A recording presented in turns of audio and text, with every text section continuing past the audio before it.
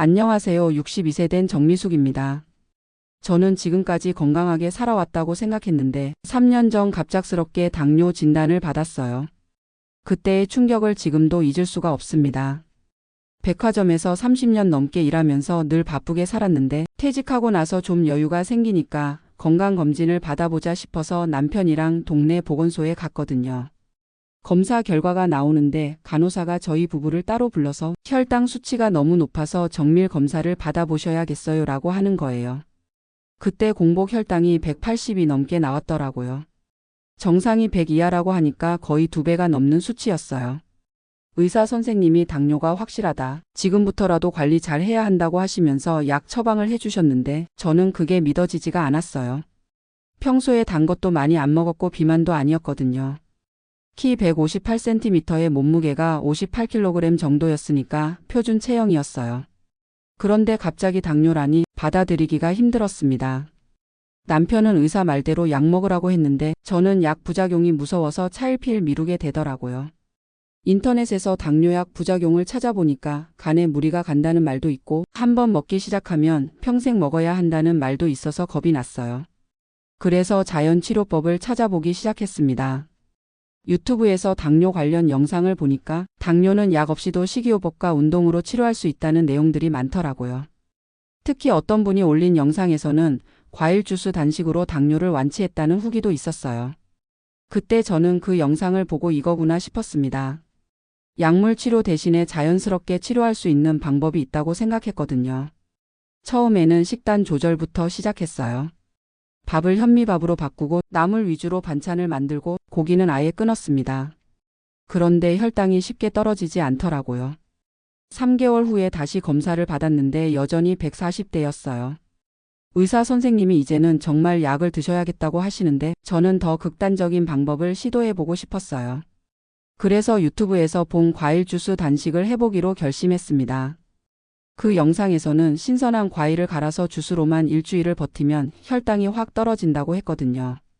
사과, 배, 당근, 샐러리를 갈아서 만든 주스였는데 자연의 단맛이 오히려 혈당을 조절해준다는 설명이었어요. 지금 생각해보면 말도 안 되는 소리였는데 그때는 정말 믿었습니다. 남편과 아들들이 반대했지만 저는 고집을 부렸어요. 엄마, 그런 식으로 하면 안 돼. 의사 말 들어라고 큰아들이 말했는데 너희들은 몰라. 내 몸은 내가 제일 잘 안다면서 듣지 않았어요.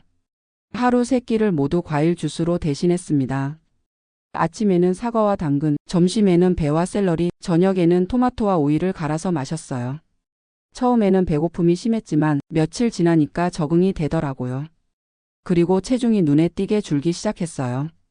일주일 만에 3kg이 빠졌고 한 달 후에는 7kg이나 감소했어요. 그때는 너무 기뻤습니다. 오빠, 내 방법이 맞잖아라고 남편한테 자랑했어요. 주변 사람들도 많이 빠졌네라고 하니까 더 확신이 들었고요. 그런데 문제는 체중만 빠진 게 아니라 근육까지 빠진 거였어요.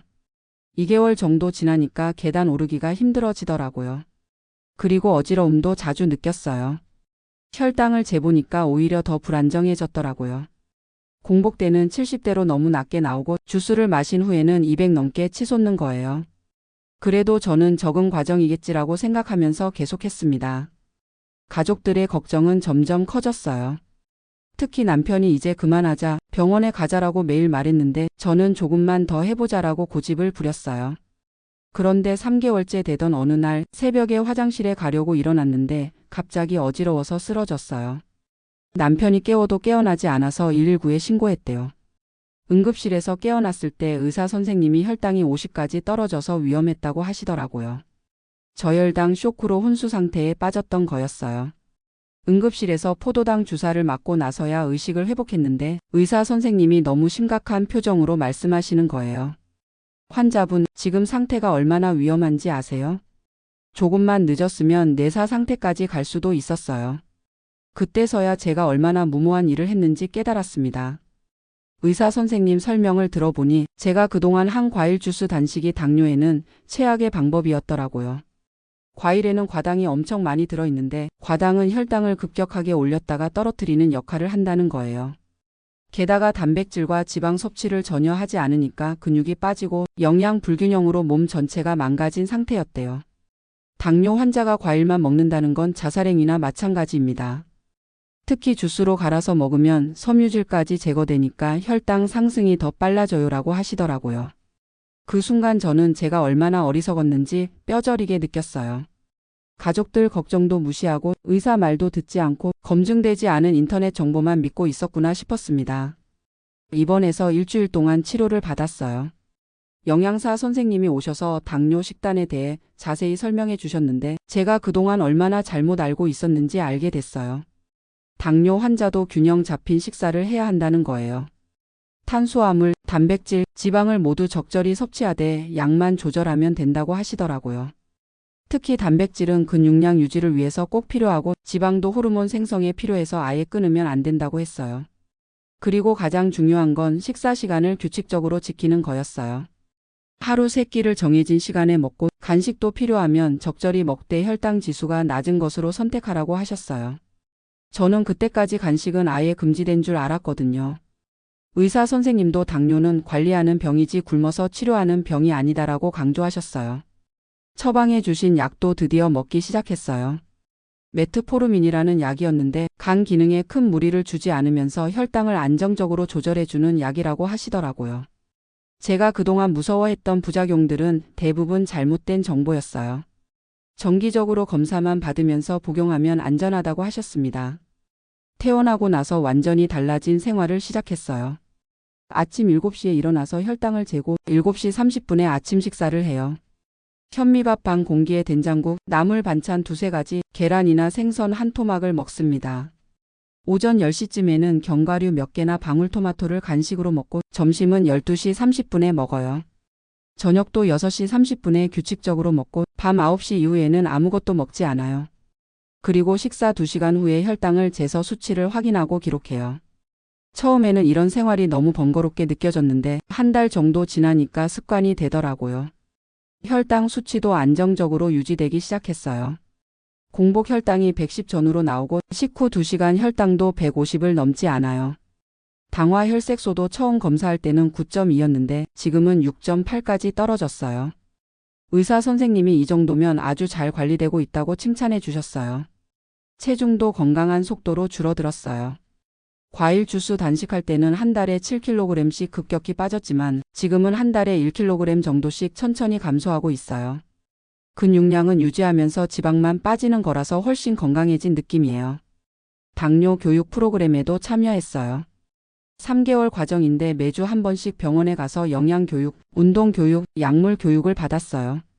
거기서 저와 비슷한 상황의 분들을 많이 만났는데 다들 처음에는 저처럼 잘못된 정보에 현혹되었던 경험이 있더라고요. 한 분은 현미만 먹고 살았다가 영양실조로 쓰러지셨고 다른 분은 운동을 너무 과하게 해서 관절을 다치셨대요. 그분들과 이야기하면서 당뇨 관리에 대한 올바른 정보를 많이 얻었어요. 지금은 당뇨 환자 동호회에도 가입해서 활동하고 있어요.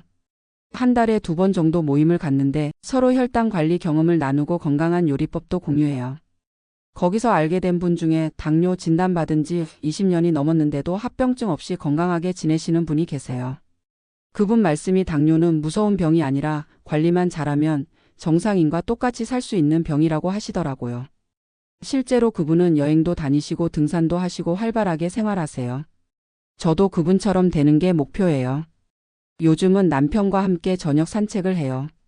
아파트 단지를 30분 정도 걷는데 운동 효과도 있고 남편과 대화할 시간도 생겨서 좋아요. 남편도 제가 건강해지는 모습을 보면서 많이 안심하는 것 같아요. 예전에는 제가 무리한 다이어트를 할까봐 늘 걱정했거든요. 지금은 저보다 더 꼼꼼하게 식단을 챙겨줘요. 오늘 혈당 쟀어? 약 먹었어? 라고 매일 확인해주고 외식할 때도 당뇨 환자용 메뉴가 있는 식당을 미리 찾아보고 가요. 아들들도 처음에는 엄마가 왜 그렇게 극단적으로 해라고 걱정했는데 지금은 엄마가 훨씬 건강해 보인다고 말해줘요. 특히 큰아들이 엄마 덕분에 우리도 건강한 식습관을 갖게 됐다고 하더라고요. 손자도 가끔 와서 할머니 혈당 재는 거 신기하다고 하면서 관심을 보여요. 그럴 때마다 할머니는 당뇨가 있어서 매일 이렇게 관리해야 해라고 설명해 주는데 어린 나이에도 건강의 중요성을 알게 되는 것 같아요. 지금 제 하루 생활비는 식재료비 포함해서 2만 원 정도 들어요. 유기농 식품을 고집하지 않고 신선한 재료 위주로 장을 보니까 경제적 부담도 많이 줄었어요. 예전에 과일 주스 재료 사느라 한 달에 30만 원씩 쓸 때보다 훨씬 절약되고 있어요. 약값도 한 달에 2만 원 정도밖에 안 들어요. 건강보험이 적용되니까 부담이 크지 않더라고요. 정기검진비도 3개월에 한 번씩 3만 원 정도면 충분해요.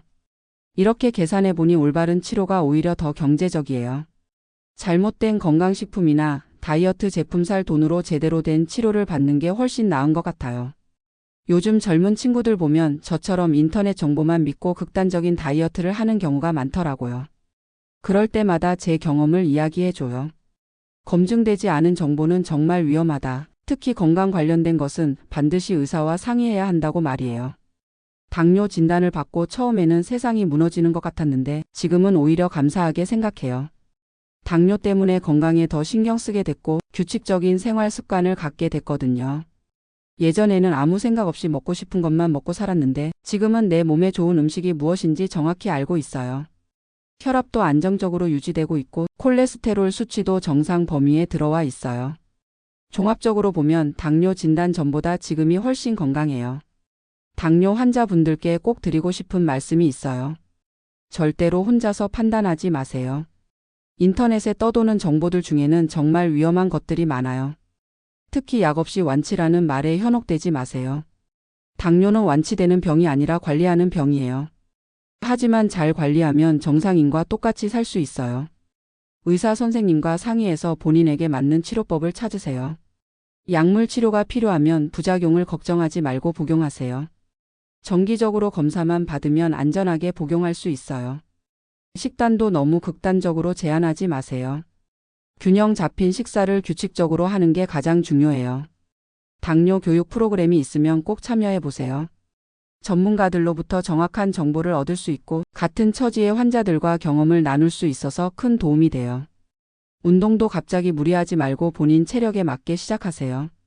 저는 처음에 하루 10분 걷기부터 시작해서 지금은 30분까지 늘렸어요. 혈당 측정과 기록도 습관화하세요. 처음에는 번거롭지만 나중에는 본인의 몸 상태를 파악하는 데 큰 도움이 돼요.